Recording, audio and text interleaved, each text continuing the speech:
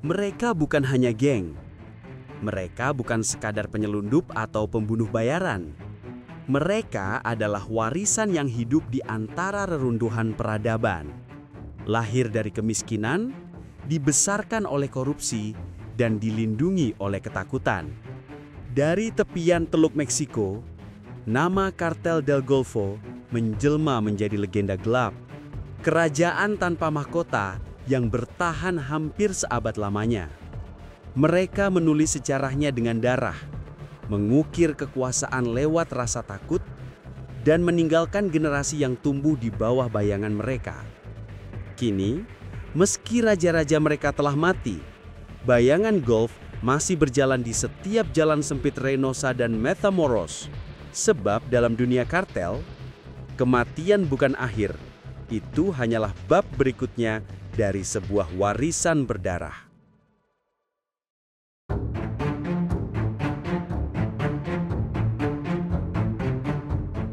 Di ujung timur Laut Meksiko, tempat perbatasan Tamaulipas menyentuh garis pantai Teluk Meksiko, terbentang jalur perlintasan paling sibuk antara dua dunia. Matamoros di sisi Meksiko dan Brownsville, Texas di sisi Amerika Serikat. Sejak awal abad ke-20, wilayah ini telah menjadi simpul ekonomi yang unik, miskin dalam sumber daya, tetapi kaya dalam peluang bagi mereka yang berani menentang hukum. Ketika Amerika Serikat memberlakukan larangan alkohol atau Prohibition Era pada 1920-an, perdagangan gelap pun meledak. Disitulah cikal bakal kekaisaran Kartel del Golfo mulai terbentuk. Bukan dari narkoba, melainkan dari botol-botol whisky dan barrel-barrel bir yang menyeberangi perbatasan di malam hari. Sementara banyak penyelundup lain hanya sekedar perantara, seorang pria lokal bernama Juan Nepomuceno Guerra melihat bahwa penyelundupan bukan sekedar bisnis, tapi sistem yang bisa dikuasai, dikendalikan, dan diorganisir. Lahir di Matamoros pada tahun 1915, Juan N. Guerra dikenal bukan sebagai gangster keras kepala, melainkan pengusaha berwajah tenang dengan pengaruh mendalam. Ia memulai karirnya di pasar gelap dengan jaringan kecil yang menyalurkan barang-barang dari Amerika, alkohol, rokok, tekstil, dan peralatan elektronik, semua komoditas yang langka di masa pasca Perang Dunia Kedua. Namun yang membedakan Guerra dari penyelundup lain adalah kecerdasannya dalam membangun hubungan politik dan sosial. Ia tahu bahwa di Meksiko, kekuasaan sejati tak hanya datang dari uang atau senjata, tapi dari izin diam-diam para pejabat. Guerra memelihara hubungan erat dengan polisi, wali kota, bahkan anggota pemerintah lokal. Sebagai gantinya, ia memberikan upeti dan perlindungan ekonomi untuk mereka. Kombinasi antara kekuatan uang dan pengaruh inilah yang menjadikan bisnisnya tak tersentuh hukum selama puluhan tahun. Matamoros dan Reynosa pada era 1950 sampai 1970 berubah menjadi pusat distribusi ilegal terbesar di wilayah Teluk. Truk, kapal kecil, dan bahkan pesawat ringan digunakan untuk mengirim barang lintas perbatasan setiap malam. Aktivitas ini menciptakan ekonomi bayangan, di mana banyak keluarga hidup dari bisnis malam, sementara aparat berpura-pura tidak melihat. Ketika permintaan terhadap obat-obatan terlarang seperti ganja dan heroin meningkat pada 1970-an, jaringan Guerra sudah siap. Ia sudah memiliki sistem pengiriman, jalur aman, dan perlindungan politik. Guerra cukup pintar untuk tidak langsung terlibat dalam perdagangan narkoba, tetapi ia memberi izin dan perlindungan kepada kelompok-kelompok muda yang ingin memperluas bisnis ke pasar yang lebih beresiko. Salah satunya adalah keponakannya sendiri, Juan Garcia Abrego. Menjelang akhir 1970-an, Guerra mulai menua, namun fondasi yang ia bangun sudah begitu kuat. Struktur yang terdiri dari kurir, pengumpul uang, informan, dan pejabat korup yang menjaga agar arus barang tidak berhenti. Kekaisarannya tidak pernah resmi tercatat, tetapi semua orang di Matamoros tahu siapa yang memegang kendali. Guerra bukan hanya bos, ia adalah institusi. Ketika era penyelundupan alkohol berakhir, jaringannya tidak bubar. Sebaliknya, sistem itu bertransformasi dengan mulus menuju bisnis yang lebih menguntungkan dan jauh lebih gelap, kokain.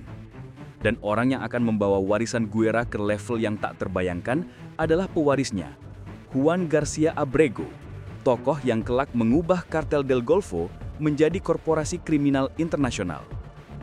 Dari kota kecil di tepi Teluk Meksiko, di tangan seorang pria licin dan cerdas bernama Juan Nepomuceno Guerra, lahirlah benih kekuatan yang akan menantang pemerintah, mengguncangkan dunia bawah tanah, dan mengubah sejarah kejahatan di Amerika Latin. Inilah fondasi pertama Kartel del Golfo, kerajaan bayangan yang dibangun dari penyelundupan, dilindungi oleh korupsi, dan dipertahankan dengan rasa takut.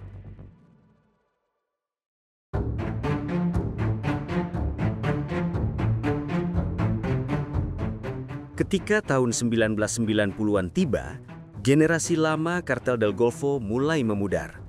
Juan Nepomuceno Guerra menua dan para penerusnya saling berebut kendali. Di tengah kekacauan itulah muncul seorang pria yang akan mengubah wajah kartel selamanya. Osiel Cardenas Guillen, mantan polisi kota kecil yang berambisi besar dan tak mengenal rasa takut. Osiel lahir di Matamoros, kota yang menjadi jantung Kartel del Golfo. Ia bergabung dengan kepolisian lokal, namun lebih tertarik pada uang haram daripada penegakan hukum. Sebagai polisi, ia belajar banyak cara kerja penyelidikan, sistem patroli, siapa yang bisa disuap, dan siapa yang harus disingkirkan. Pengetahuan itu menjadi modal awal ketika ia menyeberang ke dunia kriminal. Pada awalnya, Osiel hanyalah kaki tangan bagi Juan Garcia Abrego, keponakan pendiri kartel. Namun ketika Abrego ditangkap dan diekstradisi ke Amerika Serikat pada 1996, struktur kekuasaan Gulf goyah. Osiel melihat peluang emas dan ia tidak ragu untuk mengambilnya dengan cara paling brutal. Untuk merebut tahta, Osiel tidak memilih jalur diplomasi. Ia menggunakan kekerasan terbuka. Satu persatu rivalnya di Matamoros dibunuh atau menghilang tanpa jejak. Ia membungkam perlawanan dari dalam dengan peluru dan membeli loyalitas dengan uang. Dalam waktu singkat, ia berhasil menyingkirkan para pesaing dan memproklamirkan dirinya sebagai Jefe de Jefes, bos dari segala bos di wilayah Teluk. Osiel dikenal karena temperamennya yang ekstrim. Ia memerintah dengan campuran kepakutan dan karisma, selalu siap menembak siapapun yang menantang keputusannya. Namun di balik sifatnya yang impulsif, ia punya visi, menjadikan Kartel del Golfo sebagai kekuatan yang bukan hanya besar di Meksiko, tapi juga disegani di seluruh Amerika Latin. Di bawah kepemimpinan Osiel, bisnis narkoba Gulf Kartel tumbuh pesat. Ia memperluas hubungan langsung dengan kartel-kartel Kolombia, terutama dalam pengiriman kokain ke Amerika Serikat. Wilayah operasinya membentang dari pantai-pantai Karibia hingga Texas Selatan, menjadikannya pengendali utama jalur perdagangan di timur Meksiko. Para kurir, polisi, dan pejabat bea cukai berada di bawah kendali sistem suap yang rumit. Tidak ada satu gram kokain pun yang bisa melintas tanpa izin dari Osiel. Di masa jayanya, Kartel del Golfo mampu menyelundupkan ratusan ton kokain per tahun, menghasilkan miliaran dolar. Namun, di balik semua kesuksesan itu, Osiel tahu bahwa semakin besar kekuasaan, semakin besar pula ancaman. Pemerintah Meksiko, DEA, dan bahkan pesaing dari Sinaloa mulai mengincarnya. Untuk bertahan, ia butuh kekuatan baru, pasukan yang lebih setia dari polisi dan lebih tangguh dari tentara. Pada tahun 1997, Osiel membuat keputusan yang akan mengubah peta perang narkoba Meksiko selamanya. Ia memerintahkan perekrutan mantan anggota pasukan khusus militer Meksiko, GAFE, atau Grupo Aeromobil de Fuerzas Especiales. Tugas mereka sederhana, melindungi dirinya dan mengeliminasi musuh. 12 tentara elit menerima tawaran itu. Mereka dipimpin oleh Arturo Guzmán de Sena, seorang perwira GAFE yang kemudian dikenal dengan nama kode Z1. Mereka dibekali pelatihan tempur, keahlian taktik, dan teknologi militer yang belum pernah dimiliki kartel manapun sebelumnya. Inilah kelahiran Los Zetas, pasukan bayangan yang menjadikan Kartel del Golfo sebagai kartel paling berbahaya di Meksiko pada akhir 1990-an. Los Zetas memperkenalkan gaya perang baru, penyergapan militer, eksekusi publik, penculikan intelijen, dan perang psikologis. Musuh-musuh Gulf mulai takut bukan hanya kepada Osiel, tapi juga kepada para prajurit bermasker hitam yang datang tanpa suara dan pergi meninggalkan mayat. Keberanian Osiel mencapai puncaknya pada tahun 1999 ketika ia menghadang 2 agen DEA dan seorang informan di Matamoros. Bukannya melarikan diri, Osiel justru menodongkan senjata ke arah agen Amerika itu, menuduh mereka memata-matainya dan mengancam akan membunuh mereka di tempat. Anehnya, para agen itu berhasil kabur dan melaporkan kejadian tersebut.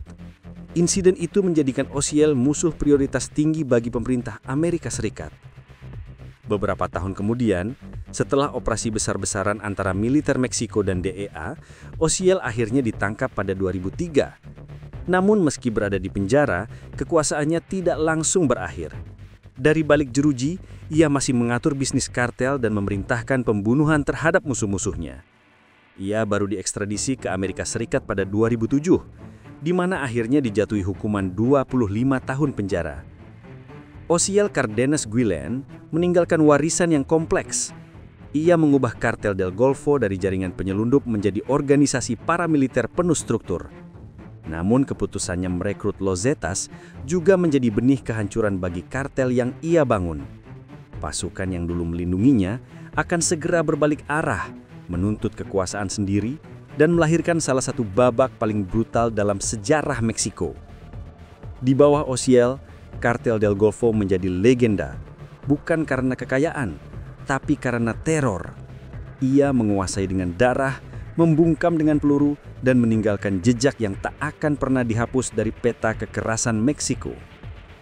Tapi kekuasaan yang dibangun dari ketakutan tidak pernah abadi.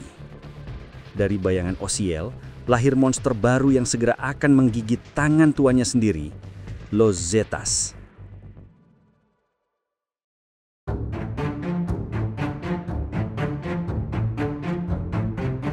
Pada awalnya, Los Zetas hanyalah pelindung pribadi Osiel Cardenas Guillen.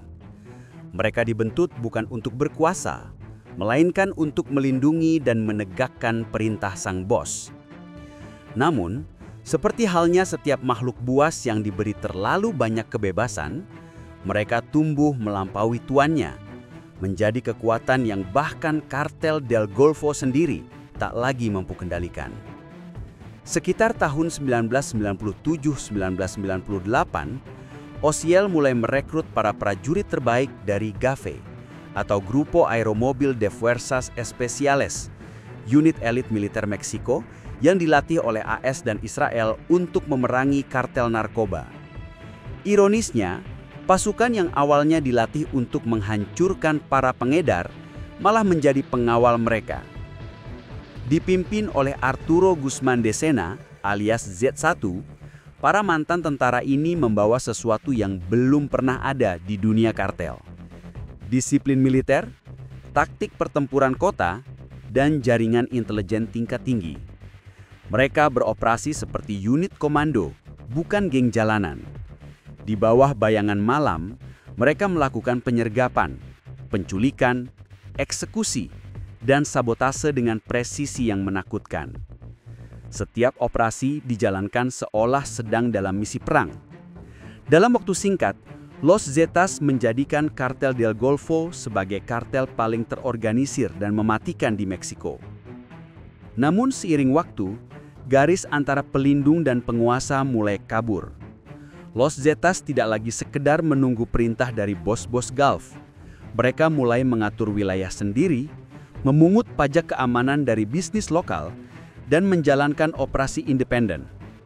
Mereka membangun jaringan rekrutmen dari mantan polisi, tentara, bahkan penjahat biasa yang dilatih menjadi mesin pembunuh. Dalam waktu beberapa tahun, Los Zetas sudah memiliki struktur militer lengkap, komandan lapangan, divisi logistik, unit intelijen, dan regu eksekusi. Mereka mulai menyebut diri sebagai organisasi tersendiri, bukan lagi sayap keamanan Gulf.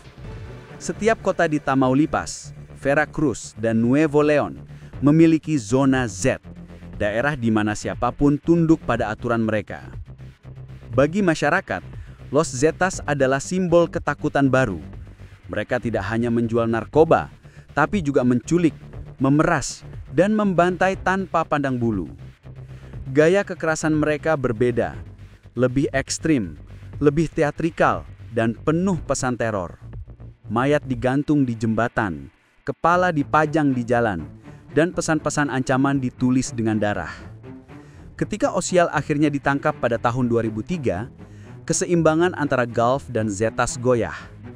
Pemimpin-pemimpin Gulf yang tersisa, seperti Jorge Eduardo Costilla Sanchez alias Elcos dan Antonio Ezequiel Cardenas Guillén alias Tony Tormenta, mencoba mempertahankan kontrol, namun pengaruh mereka terus melemah. Los Zetas, yang dulu sekedar alat, kini menuntut kemandirian penuh. Sementara Gulf masih berpegang pada pola lama, suap, negosiasi, dan kerjasama lintas kartel.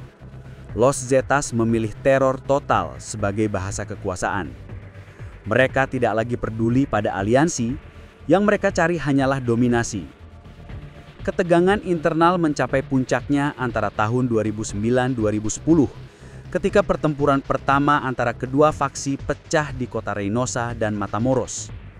Yang dulu satu darah, kini saling memburu, menghabisi siapapun yang dianggap pengkhianat.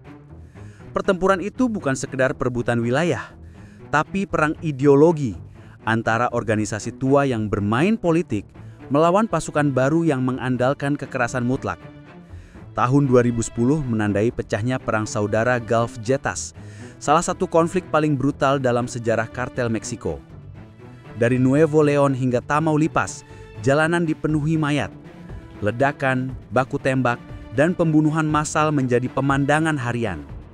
Kota-kota seperti Miguel Aleman, Valle Hermoso, dan San Fernando menjadi medan perang terbuka. Gulf Cartel, yang dulu disegani karena kekuatan politik dan koneksi internasional, kini berjuang mati-matian untuk bertahan hidup di tanahnya sendiri. Sementara Los Zetas, dengan taktik militer dan kekejaman ekstrim, merebut kota demi kota, memperluas wilayahnya dari Teluk Meksiko hingga ke Guatemala. Selama bertahun-tahun, Tamaulipas menjadi simbol kekacauan, tempat di mana hukum tak lagi berarti dan manusia tak lebih dari angka di laporan kematian. Pemerintah Meksiko pun kewalahan, karena musuh yang mereka hadapi bukan lagi kartel tunggal, tapi dua kekuatan kriminal yang saling menghancurkan dan sekaligus menghancurkan negara di tengah-tengahnya. Perpecahan Gulf Zetas menandai berakhirnya satu era dan lahirnya era baru. Era kartel tanpa kendali, di mana kekerasan menjadi bahasa utama dan kesetiaan hanya bertahan selama uang masih mengalir. Kematian Osial tidak menyatukan mereka, justru membelah warisan yang ia tinggalkan menjadi dua kubu yang saling mengutuk. Los Zetas akan terus berkembang menjadi organisasi terpisah, dikenal karena kebrutalannya yang bahkan membuat kartel lain menjadi gentar. Sementara kartel Del Golfo kehilangan otot militernya, mulai merosot, terpecah menjadi fraksi-fraksi kecil yang saling mencurigai. Dari tubuh Gulf Cartel, lahirlah monster yang tak bisa lagi dikendalikan. Monster yang belajar, berevolusi, dan akhirnya berbalik menggigit tangan penciptanya. Inilah ironi paling gelak dalam sejarah kriminal Meksiko, bahwa dalam upaya memperkuat diri, Gulf justru melahirkan musuh paling mematikan yang pernah mereka hadapi.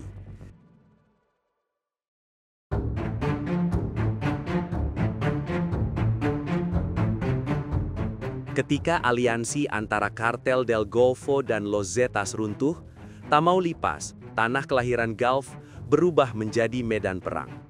Jalanan yang dulu ramai kini menjadi arena baku tembak. Suara peluru menggantikan suara pasar, dan mayat-mayat bergelimpangan di sepanjang jalan raya menuju perbatasan. Inilah perang saudara yang tidak hanya memecah organisasi kriminal, tetapi juga memecah jiwa seluruh wilayah utara Meksiko.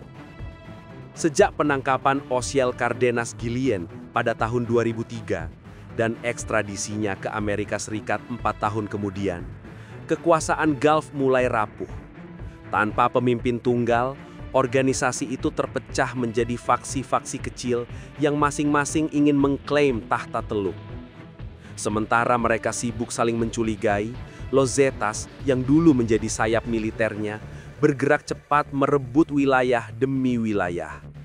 Pada pertengahan dekade 2000-an, Matamoros, Reynosa, dan Nuevo Laredo menjadi garis depan pertempuran.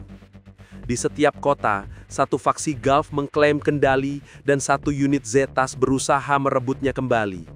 Tidak ada tempat aman. Setiap malam warga mendengar suara tembakan, ledakan granat, dan sirene polisi yang tak pernah berhenti. Setelah kejatuhan Ociel, Kartel del Golfo terpecah menjadi 3 faksi utama. Los Metros berbasis di Reynosa, dipimpin oleh Jorge Eduardo Costilla Sanchez, El Cos. Mereka dikenal sebagai faksi paling disiplin dan memiliki koneksi kuat dengan pejabat lokal. Los Rojos beroperasi di Tampico dan Matamoros, banyak diisi oleh loyalis lama keluarga Cardenas. Mereka melihat diri mereka sebagai penjaga warisan Ociel. Dan Los Ciclones, faksi yang muncul belakangan di Matamoros, dikenal karena loyalitasnya kepada Tony Tormenta, saudara Ociel, dan gaya perang brutal mereka. Awalnya, ketiganya bersatu melawan Zetas. Namun setelah beberapa tahun, keserakahan dan kecurigaan mengubah aliansi itu menjadi perang internal. Setiap kelompok ingin menguasai jalur penyelundupan sendiri, rute emas yang membawa kokain dari Teluk ke Amerika. Perang melawan Zetas berubah menjadi perang di dalam keluarga sendiri. Pada tahun-tahun antara 2010 hingga 2014, Tamaulipas menjadi neraka dunia nyata. Di kota Reynosa, pertempuran bisa berlangsung berhari-hari tanpa campur tangan polisi. Rumah warga dijadikan benteng, sekolah ditutup, dan keluarga mengungsi ke perbatasan Texas. Sementara di Matamoros, Los Ciclones berperang melawan Zetas siang bolong, baku tembak menggunakan senjata berat di jalan raya utama di depan mata publik. Kekerasan mencapai puncaknya pada peristiwa San Fernando, 2010 hingga 2011, ketika ratusan migran Amerika Tengah diculik dan dibantai oleh Los Zetas. Tragedi itu memperlihatkan sejauh mana perang ini telah merusak Meksiko. Tidak ada lagi perbedaan antara perang kriminal dan genosida. Pemerintah Meksiko berulang kali mengirim militer untuk menstabilkan situasi, namun hasilnya nihil. Korupsi di kepolisian dan pemerintahan lokal membuat setiap operasi gagal. Bahkan, beberapa pejabat diduga bekerja untuk faksi tertentu, memperpanjang penderitaan rakyat sipil yang terjebak di tengah-tengah konflik. Pada November 2010, pasukan khusus Meksiko melancarkan operasi besar di Matamoros untuk menangkap Antonio Ezequiel Cardenas Guillén, Tony Tormenta, saudara Ociel. Pertempuran berlangsung selama berjam-jam dengan granat dan senjata berat meledak di tengah kota. Tony Tormenta tewas di tempat dan kematiannya menjadi pukulan besar bagi Gulf Cartel. Kepemimpinan beralih ke El Cos, tapi kekuasaan itu rapuh karena di bawahnya faksi-faksi Gulf mulai saling menusuk. Setiap wilayah kini beroperasi seperti negara kecil. Punya pemimpin sendiri, pasukan sendiri, dan aturan sendiri. Di Reynosa, Los Metros memerintah seperti pemerintahan bayangan. Di Matamoros, Los Ciclones menjaga kedaulatan mereka dengan tangan besi. Dan di jalan yang menghubungkan keduanya, Los Zetas menunggu di balik setiap tikungan, siap membunuh siapapun yang lewat. Meskipun perang ini disebut Gulf versus Zetas, kenyataannya tidak ada pihak manapun yang benar-benar menang. Gulf kehilangan struktur dan reputasinya, sementara Zetas terpecah karena pertikaian internal. Namun kekerasan mereka meninggalkan jejak panjang. Pembunuhan massal, penculikan, dan korupsi yang menyebar seperti racun. Bagi rakyat Tamaulipas, nama Gulf dan Zetas tidak lagi berarti dua organisasi. Mereka hanyalah dua wajah dari rasa takut yang sama. Hidup di wilayah ini berarti hidup di antara dua peluru, di mana tidak ada pihak yang bisa dipercaya, dan keheningan malam bisa berubah jadi neraka kapan saja. Menjelang pertengahan 2010-an, kedua pihak mulai melemah karena penangkapan besar-besaran dan operasi militer. Namun luka yang mereka tinggalkan terlalu dalam. Anak-anak tumbuh besar di bawah suara senjata, dan banyak kota di Tamaulipas menjadi kota hantu, ditinggalkan oleh warganya yang melarikan diri ke perbatasan Texas. Gulf Cartel yang dulu disegani kini tinggal nama. Terpecah, tercerai, dan terkutuk oleh warisan darahnya sendiri. Sedangkan Los Zetas, sang pemberontak, perlahan terpecah menjadi kelompok lebih kecil seperti Zetas Vieja Escuela dan Northeast Cartel, CDN, membawa bara kekerasan ke generasi berikutnya. Di Tamaulipas, perang tidak lagi punya tanggal mulai atau akhir. Tidak ada pahlawan, hanya korban. Kota-kota yang dulu hidup kini menjadi monumen bisu dari keserakahan dan pengkhianatan. Dan di antara puing-puing itu, suara peluru masih terdengar, mengingatkan dunia bahwa perang yang dimulai di sini belum tentu benar-benar berakhir.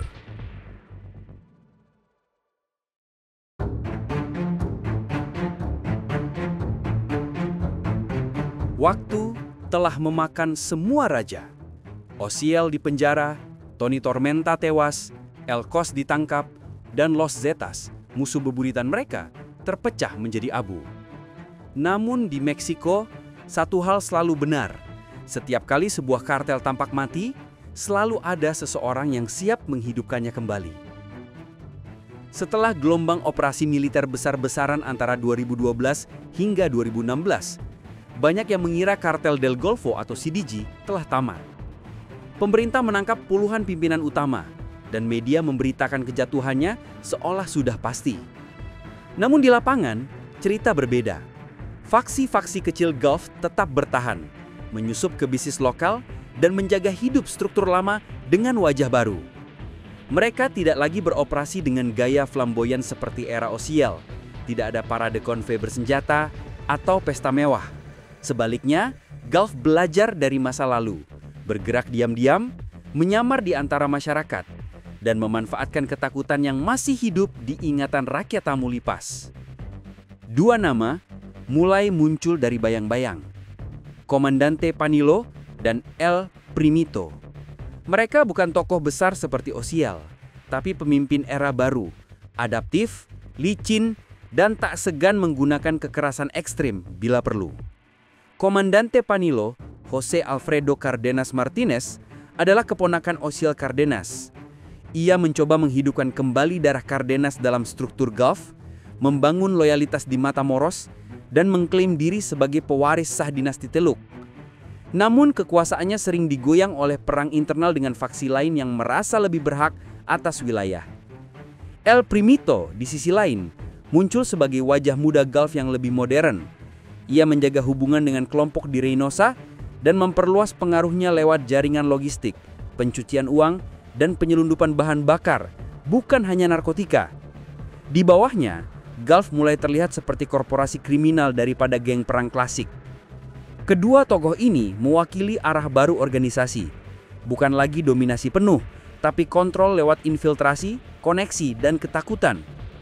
Meski kini lebih kecil, Gulf masih berakar kuat di Matamoros, Reynosa, dan Tampico, kota-kota yang dulu menjadi simbol perang. Mereka tidak lagi berperang terbuka, tapi mengendalikan jalur perdagangan dan kehidupan ekonomi lokal secara halus. Pedagang, supir truk, dan warga di perbatasan tahu siapa yang benar-benar berkuasa, meskipun pemerintah mengatakan lain. Di beberapa wilayah, Gulf mengatur pajak keamanan, memastikan tidak ada kelompok luar yang masuk tanpa izin mereka.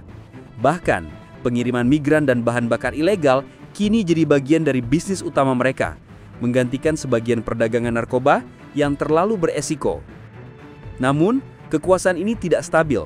Faksi Los Carpiones, Los Ciclones, dan Los Metros terus berkonflik dalam bayangan, masing-masing ingin menguasai sisa-sisa kerajaan lama.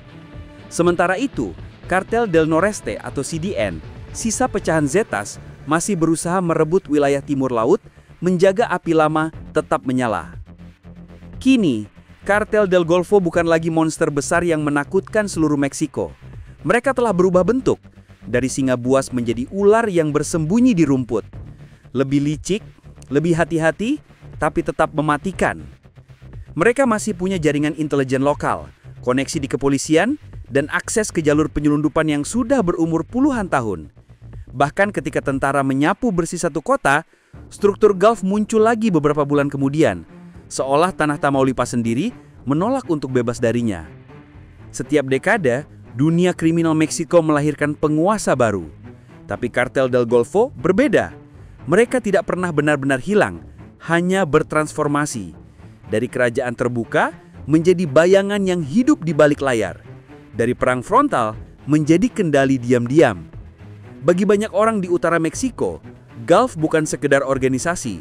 Mereka adalah tradisi kelam, warisan dari generasi yang tumbuh dalam kekerasan dan ketakutan. Kini, Gulf berdiri di persimpangan. Apakah mereka akan bangkit kembali menjadi kekuatan besar atau perlahan tenggelam ke dalam sejarah berdarah Meksiko? Satu hal pasti, dalam dunia kartel, bayangan pun bisa mematikan. Dan selama nama Gulf Cartel masih dibisikkan di jalan-jalan Reynosa, legenda mereka belum benar-benar berakhir.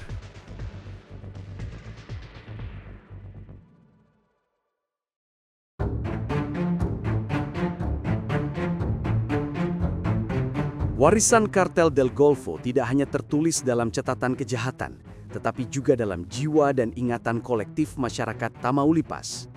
Di kota-kota seperti Matamoros, Reynosa, dan Nuevo Laredo, bayangan kartel bukan sekadar cerita masa lalu. Ia menjadi bagian dari ritme hidup sehari-hari. Suara tembakan di kejauhan, jalan-jalan yang sepi setelah matahari terbenam, dan wajah-wajah muda yang belajar untuk tidak bertanya terlalu banyak. Semua itu adalah tanda bahwa warisan kekerasan Gulf masih hidup. Anak-anak yang lahir di era Perang Gulf Zetas kini telah dewasa. Mereka tumbuh di antara poster burunan, mayat di jalan, dan kebisuan yang menjadi kebiasaan. Sekolah sering tutup karena baku tembak, dan banyak keluarga yang terpaksa meninggalkan rumah tanpa sempat membawa apapun. Bagi sebagian, menjadi anggota kartel bukan pilihan jahat, melainkan satu-satunya jalan bertahan hidup. Di Matamoros, ada istilah yang beredar di kalangan muda. Si no eres parte, eres presa. Jika kau bukan bagian dari mereka, maka kaulah buruannya. Kekuasaan Gulf menciptakan sistem sosial tersendiri, di mana loyalitas lebih penting daripada hukum, dan rasa takut menjadi mata uang sehari-hari. Meski tidak lagi mendominasi berita dunia, pengaruh kartel del Golfo masih nyata. Mereka menyalurkan uang ke bisnis lokal, mengatur keamanan di pasar, bahkan membantu masyarakat saat pemerintah absen. Kontradiksi inilah yang membuat mereka tetap bertahan. Di satu sisi mereka teror, di sisi lain mereka pelindung.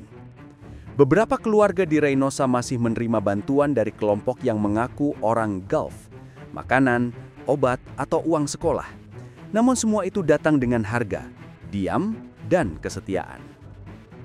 Di jalanan, mural-mural bergambar wajah Uciel Cardenas dan Tony Tormenta masih muncul sesekali, dicat cepat di malam hari, lalu dihapus oleh polisi keesokan paginya. Mereka bukan lagi manusia, mereka telah menjadi simbol, legenda yang disembah sekaligus ditakuti.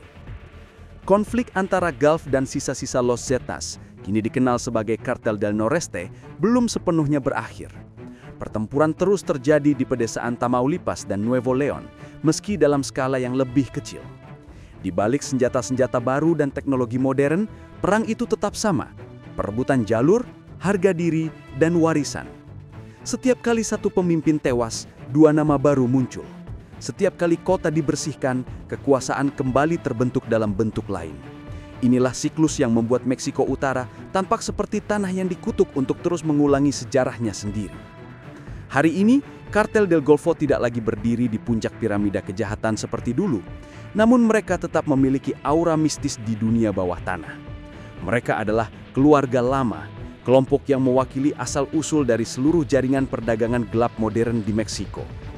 Bagi sebagian warga, Gulf bukan lagi organisasi, tapi entitas budaya, simbol kekuatan, takut, dan kebiasaan yang melekat terlalu dalam untuk dicabut. Seorang jurnalis di Reynosa pernah menulis, Kartel del Golfo bukan hanya bayangan di belakang senjata, mereka adalah hantu di belakang setiap keputusan, setiap ketakutan, dan setiap keheningan di malam hari.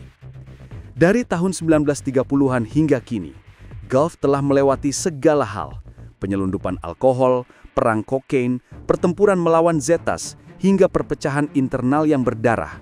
Namun setiap kali dunia mengira mereka sudah berakhir, mereka selalu menemukan cara untuk bertahan.